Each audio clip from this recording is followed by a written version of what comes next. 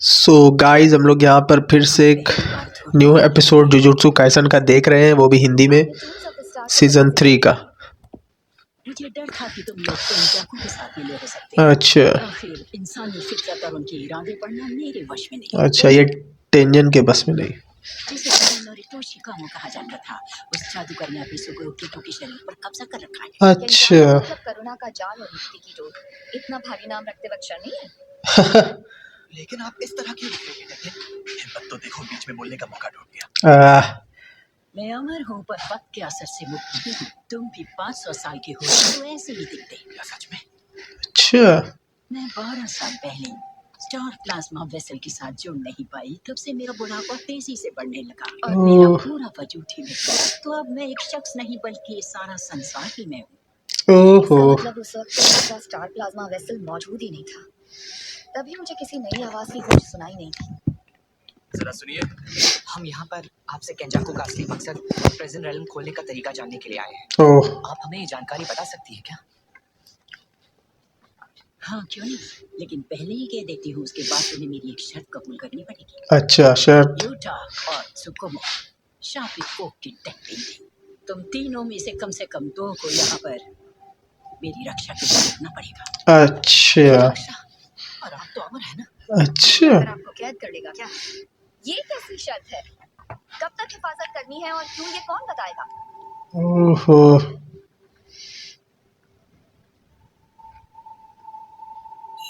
ठीक है, भाई इस वाले एपिसोड में सिर्फ ज्ञानबाजी होगी, सिर्फ ज्ञानबाजी। इरादे जान लो। वो आदमी बस ये चाहता है अच्छा। कि जापान के हर कोने में इंसानों की पूरी प्रजाति जबरदस्ती विकसित हो जाए। अच्छा पर उसके लिए ऐसा करना मुमकिन कैसे होगा? केंजाकू ने बैरियर्स के इस्तेमाल से सबको जुजुत्सु जादूगर क्यों नहीं बनाया? 12 साल पहले वो आइडल ट्रांसफिगरेशन की मदद से ये आसानी से कर सकता था। सही बात है। क्योंकि तब उसके पास इतनी कर्स्ट एनर्जी मौजूद नहीं थी। मेलस्ट्रोम से शुद्ध होने वाली कर्स्ट एनर्जी दोबारा जादूगर के पास नहीं आती, और कर्स्ट टेक्निक के जरिए इंसान को तब्दील करना थका देने वाला काम है। इसलिए केंजाकू का जबरन विकास का तरीका पूरी मानव जाति को मुझ में समा देना है। अच्छा क्या? लेकिन ऐसा करना तो किसी स्टार प्लाज्मा वेसल के बिना मुमकिन नहीं। सही बात। हाँ, पहले तो यही एक रास्ता था, ओह लेकिन 12 साल पहले जब मेरा इस कदर विकास होना शुरू हो गया, उसके अंजाम के तौर पर बिना स्टार प्लाज्मा वेसल के लिए मुमकिन होने लगा। ओह लेकिन आप तो एक ही है ना, फिर इतने सारे लोग एक वक्त पर आपकी शक्ति में कैसे समा सकते हैं? सही बात। तुम सबके सामने जो है वो मेरा असली रूप बिल्कुल नहीं है। ओह इवोल्यूशन होने के बाद मेरी आत्मा पूरी दुनिया में फैल गई है। अच्छा अब ये पूरा संसार ही मैं हूँ। ओह समाएंगे वो जुजुत्सु जादूगर से भी बढ़कर होंगे। वो एक ऐसे नए जीव बन जाएंगे जिनका कभी कोई अस्तित्व नहीं होगा। मैं तो अपनी बैरियर टेक्निक्स की वजह से ही अपनी सोच और रूप को काबू में रखने में कामयाब हुई हूँ। अच्छा मानव जाति विकसित होगी, तब गलती से भी एक भी इंसान बेकाबू हो गया तो दुनिया खत्म हो जाएगी। ओह इंसानों के बीच की सीमाएं खत्म हो जाएंगी और बुराई सबको अपनी चपेट में ले लेगी। अच्छा। लोगों के अंदर की गंदगी इस संसार को एक गले में छोड़ेगी। टोक्यो में जो तबाही हुई वो अब पूरे विश्व में तांडव मचाएगी। ओह लेकिन वो ऐसा क्यों करना चाहता है? शायद मैं वो तुम्हें बता चुकी। अब मुझ में लोगों के दिल की बात समझने की काबिलियत नहीं रही। अच्छा तो फिर आपका इस प्रक्रिया से मना कर देना ही सब रोक देगा ना? वही तो मुसीबत की जड़ है। इस विकास के बाद मेरा स्वभाव अब एक इंसान से ज्यादा एक कर्स्ड स्पिरिट के जैसा हो गया है। अच्छा इसीलिए मुझ पर कर्स्ड स्पिरिट मैनिपुलेशन का वार सफल हो सकता है। ओह केंजाकू की जुजुत्सु जादूगरी को देखते हुए मुझे लगता है कि उससे संपर्क होते ही वो मुझे खुद में समा लेगा। ओह इसीलिए मेरी मेन बॉडी अब टूम्स ऑफ द स्टार में किसी भी भारी चीज को आने नहीं दे रही। अच्छा इसलिए सुरक्षा चाहिए। हाँ, बैरियर टेक्निक्स में मुझसे केंजाकू ही सबसे शक्तिशाली है, तो वो कभी भी इस टूम्स ऑफ द स्टार की सील को भेद करा सकता है। अच्छा लेकिन हो रहा है। पहले आपको स्टार प्लाज्मा वेसल से दूर करके विकसित होने पर मजबूर किया और अब कर्स एनर्जी मैनिपुलेशन से आपको निगलना चाहता है। शायद केंजाकू का सुकुना के साथ कोई पुराना कनेक्शन है, यानी वो कम से कम 1000 साल से जुजुत्सु जादूगर रहा होगा। तो फिर ये अभी क्यों? क्योंकि मैं स्टार प्लाज्मा वेसल और वो 6 आइज दोनों भी एक ही किस्मत से जुड़े हुए हैं। ओह सिक्स आइज केंजाकू को इससे पहले भी 2 बार हरा चुका है।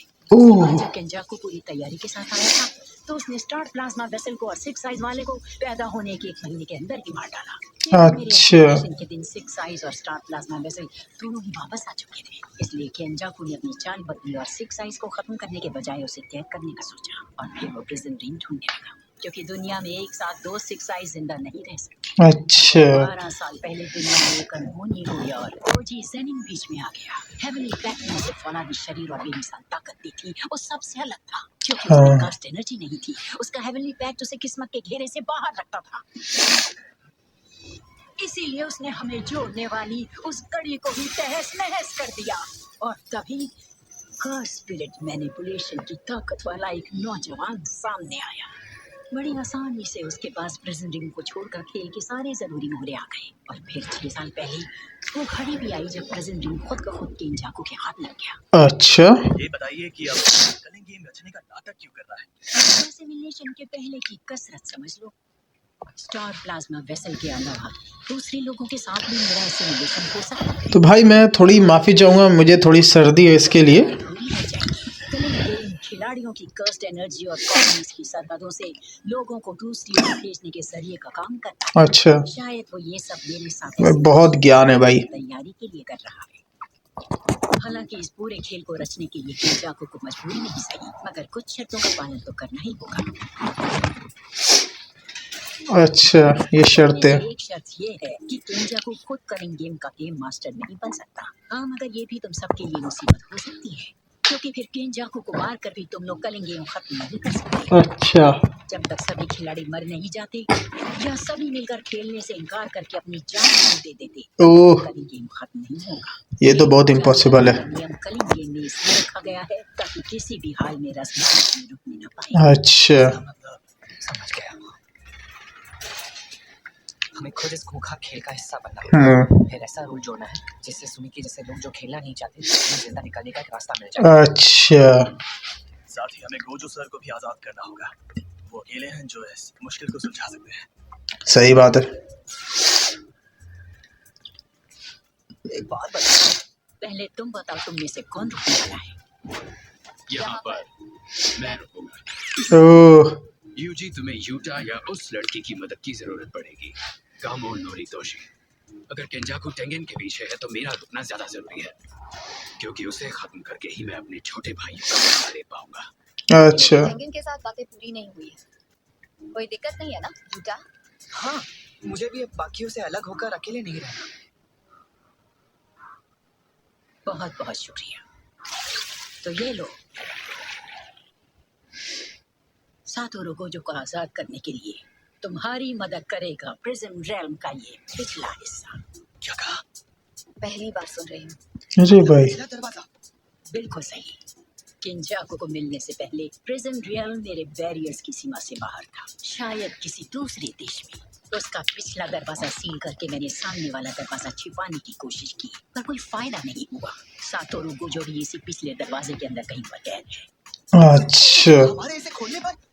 नहीं, इसे खोलने का अधिकार सिर्फ आगे के दरवाजे के मालिक यानी केंजाकू के ही पास है। और इसके बिना इसे खोलने के लिए तुम्हें या तो इन्वर्टेड स्पीयर ऑफ हेवन चाहिए होगा जो कर्स टेक्निक्स को कैंसिल करता है, अच्छा ब्लैक रोप चाहिए जो कर्स टेक्निक्स के बुरे से बुरे असर को खत्म करने में इस्तेमाल होती है। मगर 12 अच्छा साल पहले सातोरू गोजो ने शायद उस खंजर को या तो कहीं दूर छिपा दिया या फिर नष्ट ही कर दिया होगा। अच्छा शायद से ये तोजी के पास है। ब्लैक रोप भी पिछले साल गोजो के खिलाफ लड़ते हुए तबाह हो गई। गोजो सर सोच क्या रहे थे? ओह, और मैं अफ्रीका में उसी ब्लैक रॉक के लिए मिगेल के साथ हर जगह भटक रहा था। अब समझा, इसीलिए तुम जापान के बाहर थे। लेकिन हमारी मेहनत तो बिल्कुल बेकार रही। ये सब खत्म हो गया क्या? पर और कोई तो रास्ता होगा। हाँ, देखते क्या रास्ता है। हिस्सा लेने वाले खिलाड़ियों के बीच 1000 साल पुरानी एक जादूगर है जो खुद को एंजल कहती है। अच्छा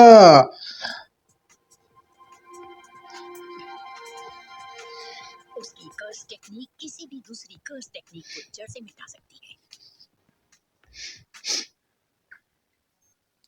वाह ये कुछ नया चीज पता चला। किसी भी टेक्निक को जड़ से मिटा सकती है। हाँ, उस एंजल की कर्स टेक्निक ही प्रिजन रियल्म के पिछले द्वार को खोल सकती है। अच्छा। क्या आप जानती हैं कि वो इस वक्त कहाँ पर होगी?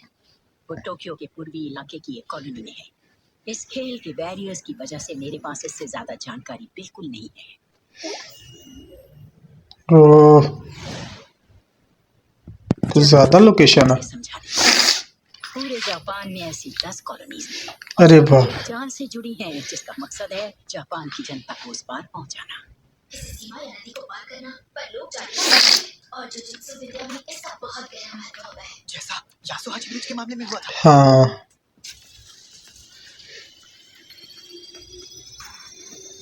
ओ भाई, ये क्या हो रहा? तो 100% हो गया। जुजुत्सु सोसाइटी के बैरियर की वजह से होकाइडो को इससे बाहर रखा है। सही कहा। वो इलाका पहले ही इस खेल में पवित्र घोषित हो चुका है। अच्छा। चैलेंजिंग लग चुके थे। उस पार पहुंचाना ये बात बेतुकी लग सकती है, पर असल में जापान के हर नागरिक को इस एसिमिलेशन की तैयारी के लिए पहले ही शापित कर दिया गया है। ओह,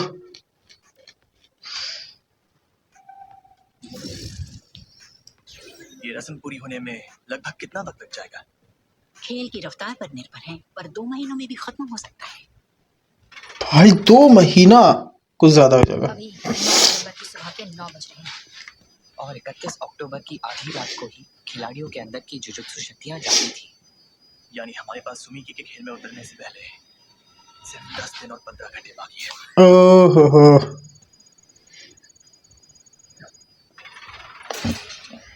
टेंगेन, आपने हमसे कहा कि हिस्सा लेने से मना करने वालों की मौत हो जाएगी। हाँ, मना करने वालों की मौत हो जाएगी तो ये रूल बाद में हिस्सा लेने वाले जादूगरों पर भी लागू होगा ना? फिर वहाँ टेक्निक छीनने का काम आइडल ट्रांसफिगरेशन से नहीं होने वाला। पाबंदी नहीं लगाएंगे बल्कि छीन लेंगे, यानी किसी तरह की शर्त नहीं। इसका मतलब ये सीधे सीधे उनके दिमाग पर वार करेगा। कितना सिगरेट पिएगी है? उसके हिसाब से टेक्निक छीनने का मतलब है मौत। अच्छा। हिस्सा लेने के लिए कोई तैयार नहीं होगा।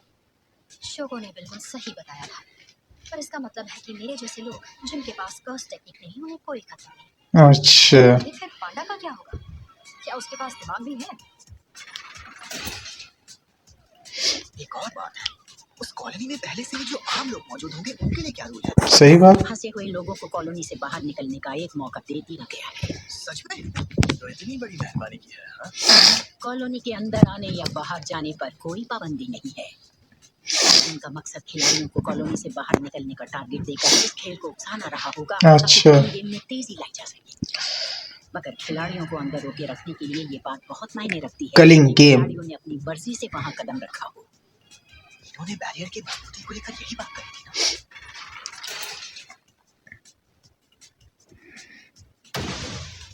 ओह। तो भाई जो चैनल पे नए हैं फंडामेंटली जैसे शब्दों से हमें उलझाना चाहते हैं। वो चैनल को लाइक करे और सब्सक्राइब करे। अच्छा ये बताइए, इस गेम का मास्टर कौन है? हर अच्छा। खिलाड़ी को कोगाने नाम का एक शिकिगामी दिया गया है। ओहो। सच कहूं तो कोगाने भी गेम मास्टर नहीं, बल्कि सिर्फ एक इंटरफेस है। अच्छा। बेहतर तो यही होगा कि तुम इस कलिंग गेम के सिस्टम को ही गेम मास्टर समझकर खेलो। समझ गया। रूल जोड़ना? अच्छा, यानी हम किसी मौजूदा रूल को बदल नहीं सकते। शायद हम घुमा फिरा कर उन्हें बेअसर कर सकते हैं। अच्छा। किसकी इजाजत है? वही तो, ये फैसला पूरी तरह उनके इरादे पर टिका है। नहीं, यहाँ पर तुम एक निष्पक्ष फैसले की उम्मीद रख सकते हो। पहले ही ये गेम खेलने वाले खिलाड़ियों पर इतने सख्त रूल लगाए हैं कि जुजुत्सु विद्या केंजाकू के और फायदे नहीं लेने देगी। ओहो। मतलब मुझे फिर से मासूमों की जान लेनी होगी? ले। बिल्कुल नहीं, मैंने कुछ और सोचा है। और यहाँ सारी पर जानकारी तो समझ में आ गई है। अच्छा। बस हम सबके रूल तय होना बाकी है। अच्छा, रूल अब तय होगा, बंटवारा और होगा। जोसो यहीं रहकर टेंगेन की हिफाजत करेंगे। ठीक है। मुझे जेनिन खानदान के घर जाकर उनके कर्स टूल्स लाने होंगे। अच्छा ठीक है। गोजो के कैद होने के तुरंत बाद कामो और जेनिन क्लैन वालों ने कर्स टूल्स निकालकर जुजुत्सु हाई के शापित तहखाने को खाली कर दिया। अच्छा। मेगुमी जेनिन क्लैन का हेड है। वो मैं बाद में समझाऊंगा। इसकी मदद से हम उनके तहखाने में छानबीन कर सकते हैं। अच्छा। टेंगेन, क्या आप उसके बारे में जानती हैं? हाँ बिल्कुल जानती हूँ। चूजो कोमिया की वर्कशॉप की बात ना। हाँ बिल्कुल, काम होने के बाद मैं पांडा को ढूंढूंगी, मगर नहीं बाकियों की मदद करूंगी। तुम क्या करोगे यूटा? मैं तो फौरन किसी न किसी कॉलोनी में घुसकर इस खेल का हिस्सा बनूंगा, क्योंकि मैं सुमिकी और फुशिगुरो के आने से पहले इस खेल की सारी जानकारी जुटाऊंगा, ताकि बाद में मैं उनकी मदद कर सकूं। अच्छा, शुक्रिया दोस्त। मतलब फिर से मुझे अकेले ही आगे बढ़ना होगा, लेकिन हमें ध्यान रखना होगा कि हमें आपस में ही लड़ने की नौबत ना आ जाए, और सुमिकी के साथ कुछ हुआ भी तो उससे मुकाबला ना करना पड़े, इसलिए उन कॉलोनी से मैं दूर रहूंगा।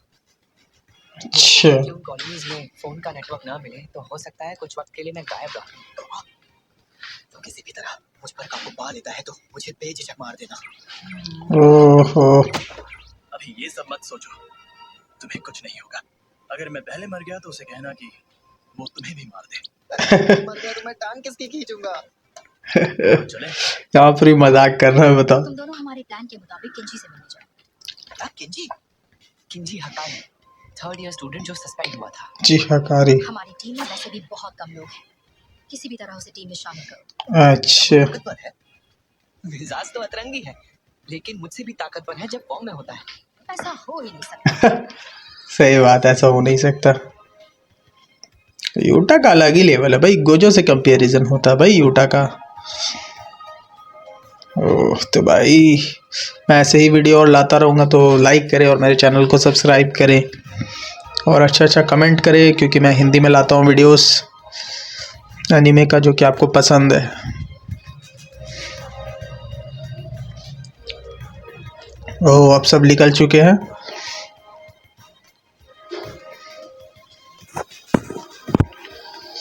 यहाँ पर क्या सीन चल? तुम्हारा शुक्रिया मदद के लिए। ओहो, मर मत जाना।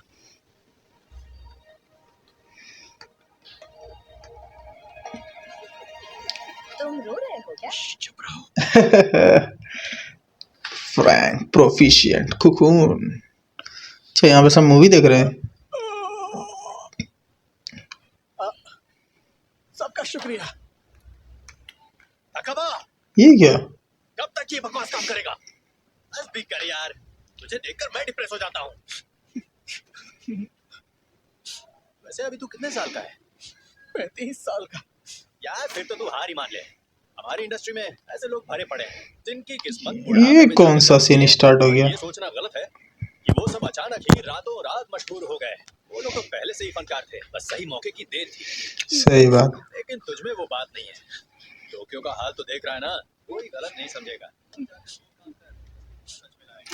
ले भाई, ये कौन बंदा? तुम्हारी कॉमेडी अच्छी लगती है तकाबा। क्या सच में? असल में तुम दोनों की सोच ही गलत है। आज भी बहुत से लोग बिना हुनर के अच्छा कमाते हैं। अच्छा, क्या ये वन स्टॉप गैग की बात कर रहे हैं? बिल्कुल।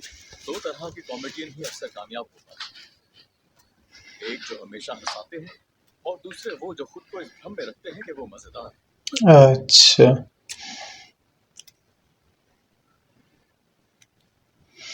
अब बताओ तुम कौन से? भाई ये कैरेक्टर है कौन? मेरे को तो पहले ये कोई पता है। और यहीं पर एपिसोड भाई ख़त्म होता है। अगर अच्छा लगे तो लाइक करें और सब्सक्राइब करें, जो कि मैं शुरुआत से बोलता आ रहा हूँ।